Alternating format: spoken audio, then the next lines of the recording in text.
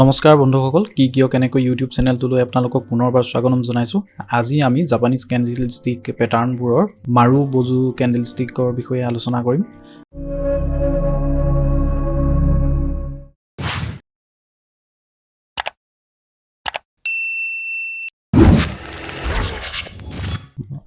মাৰু বুজুৰ অৰ্থ হ'ল আধিপত্য বিস্তাৰ কৰা বা ডমিনেন্স, যিটো ইংৰাজীত ডমিনেন্স বুলি কয়। মানে কোনো এটা ট্ৰেডিং ছেশ্যনত অৰ্থাৎ 10 মিনিটত বা 5 মিনিটৰ আমি যিটো কেণ্ডেলে নাচাওঁ বা 1 ঘণ্টা হওক বা এদিনৰ কেণ্ডেলে হওক, এই কেণ্ডেলবোৰ আমি চাওঁতে যেতিয়া এনেকুৱা ধৰণৰ কেণ্ডেল আমাৰ যদি ফৰ্ম হয়, এনেকুৱা ধৰণৰ কেণ্ডেল যদি গঠন হয়, তেতিয়াহ'লে আমি কি বুলি কওঁ? ইয়াক মাৰু বুজু কেণ্ডেল বুলি কওঁ।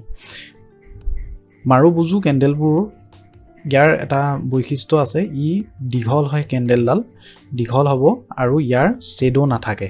শ্বেডো মানে ইয়াৰ ওপৰত আমি আগতে ইটো ভিডিঅ'ত আমি দেখিছিলোঁ যে ইয়াত কিছুমান এনেকুৱা ধৰণৰ আঁচ থাকে, এনেকৈ আঁচ পৰি যায়, কিন্তু সেই আঁচবোৰ ইয়াত মাৰু বুজু কেণ্ডেলবোৰত নাথাকে। ইয়াৰ অৰ্থ হ'ল কি, মানে যদি এনেকুৱা ধৰণৰ গ্ৰীণ কেণ্ডেল যদি সৃষ্টি হয়, তেতিয়াহ'লে আমি এইডালক বুলিছ মাৰু বুজু কেণ্ডেল বুলি ক'ম।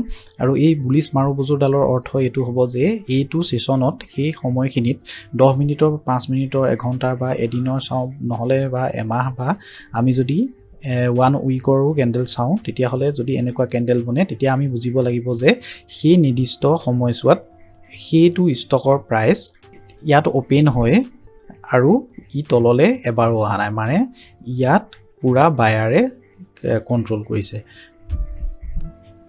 ষ্টকটোৰ প্ৰাইচ অ'পেন হৈছে আৰু অ'পেন হোৱাৰ লগে লগে বহু সংখ্যক বায়াৰে ইয়াক কি কৰিছে? কিনিছে। বহুত মানুহে ইয়াক কিনিছে আৰু বিক্ৰী কৰা মানুহ ইয়াত নাই। সেইটোৱে হ'ল এই কেণ্ডেলডালৰ গঠন হোৱাৰ পাছৰ মূল কাৰণটো হ'ল সেইটোৱে।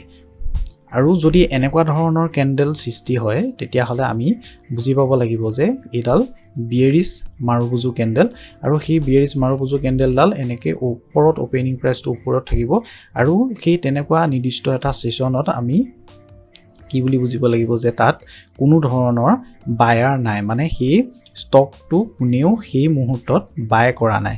যিমানবোৰ মানুহ আহিছে সকলোৱে সেই ষ্টকটো চেল কৰিছে, চবেই সেই ষ্টকটো বিক্ৰী কৰিছে। সেইকাৰণে ইয়াৰ প্ৰাইচ যিডোখৰতে অ'পেন হৈছিলে, সেই অ'পেন হোৱা ডোখৰৰ পৰা একেৰাহে কমি আহি থাকিবলৈ ধৰিছে।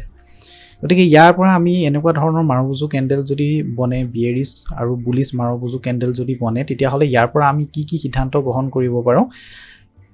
এই কেণ্ডেল কেইডালে দুটা কথা আমাক বুজায়। এটা হ'ল কি, আগৰ যিটো ট্ৰেণ্ড, ধৰক এটা ট্ৰেণ্ড এটা চলি আহিছে, আপ ট্ৰেণ্ড এটা চলি আহিছে, ওপৰলৈ ট্ৰেণ্ড এটা গৈ আছে, ষ্টকৰ প্ৰাইচ এটা ওপৰলৈ গৈ আছে, ইয়াত যদি আকৌ যদি এডাল বুলিছ মাৰু বুজু কেণ্ডেল যদি ইয়াত বনি যায়, তেতিয়াহ'লে আমি গম পাম যে কি হ'ব, সেইটো প্ৰাইচ আৰু ওপৰলৈ যাব, সেই ষ্টকটোৰ প্ৰাইচ আৰু ওপৰলৈ গৈয়ে থাকিব।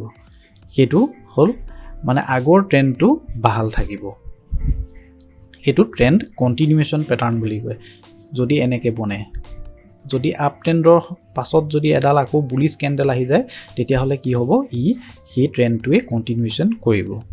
আৰু এটা আছে কি, ট্ৰেণ্ড সলনি হোৱা। ট্ৰেণ্ড কেতিয়া সলনি হ'ব? যদি এনেকৈ ধৰক আপ ট্ৰেণ্ড এটা গৈ আছিলে আৰু তেনেকুৱাতে এডাল বিয়েৰিছ মাৰু বুজু কেণ্ডেল যদি বনি যায়, বিয়েৰিছ মাৰু বুজু কেণ্ডেল এডাল যদি আহি যায়, তেতিয়াহ'লে কি হ'ব, আমি এই কেণ্ডেলডাল দেখি বুজি পাব লাগিব যে ইয়াৰ পাছতে কি হ'ব, এই ওপৰলৈ যিটো ষ্টকটোৰ প্ৰাইচ ওপৰলৈ গৈ আছিলে, সেইটো ইয়াতে শেষ হ'ব প্ৰাইচ, ইয়াৰ পৰা ওপৰলৈ আৰু নাযায়, আৰু এইটো কি হ'ব, ষ্টকৰ প্ৰাইচটো তললৈ নামি আহিব বুলি আমি বুজি পাব লাগিব। গতিকে আমি এইখিনি চাৰ্টৰ সহায়ত চাই লওঁ আহক। ইয়াত দেখিছে এইটো এটা ষ্টকৰ প্ৰাইচটো কি হৈছিলে, এনেকৈ তললৈ নামি আহি আছে। এইডোখৰ পৰা ওপৰলৈ গৈছিলে অকণমান, কিন্তু ইয়াত এডাল এই বিয়েৰিছ মাৰু বুজু কেণ্ডেল আহি গ'ল।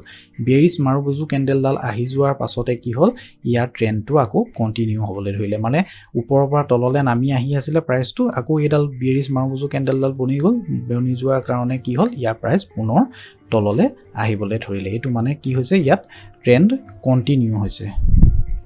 তাৰপাছতে আকৌ ইয়াত যদি চাওঁ আমি, তেতিয়াহ'লে ইয়াত দেখিছোঁ যে এটা আপ ট্ৰেণ্ড এটা আছিলে ষ্টকৰ প্ৰাইচটো ওপৰলৈ গৈ আছে গৈ থকাৰ পাছতে ইয়াত এডাল বিয়েৰিছ মাৰুবুজু কেণ্ডেল আহিলে। এইডাল দেখিছে এডাল সুন্দৰ বিয়েৰিছ মাৰুবুজু কেণ্ডেল এডাল আহিছে আৰু সেই বিয়েৰিছ মাৰুবুজু কেণ্ডেলডাল অহাৰ পাছতে ষ্টকটোৰ প্ৰাইচ কি হৈছে তললৈ গৈছে আৰু এইডোখৰত আকৌ এডাল আহিছে মাৰুবুজু কেণ্ডেল বিয়েৰিছ, অৰ্থাৎ ইয়াত কি হৈছে ট্ৰেণ্ড আকৌ কণ্টিনিউ হৈছে, ট্ৰেণ্ডটোৰ কণ্টিনিউশ্যন হৈছে, মানে তললৈ প্ৰাইচটো আহিয়ে আছিলে তাৰপাছত আকৌ এডাল বিয়েৰিছ মাৰুবুজু কেণ্ডেল বনি গৈছে, তাৰপাছতো আকৌ কি হৈছে এই যিটো বিয়েৰিছ ট্ৰেণ্ড আছিলে সেই ট্ৰেণ্ডটো কণ্টিনিউ হৈছে।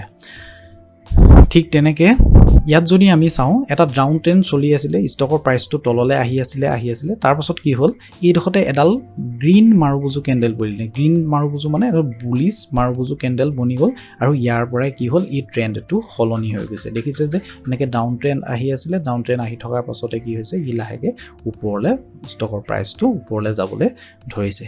এতিয়া আপোনালোকে বুজি পালে যে এনেকুৱা ধৰণৰ যদি বুলিছ মাৰুবুজু আৰু বিয়েৰিছ মাৰুবুজু কেণ্ডেল যদি চাৰ্টত সৃষ্টি হয় তেতিয়াহ'লে আমি ডিচিশ্যন ল'বলৈ সহজ হয়।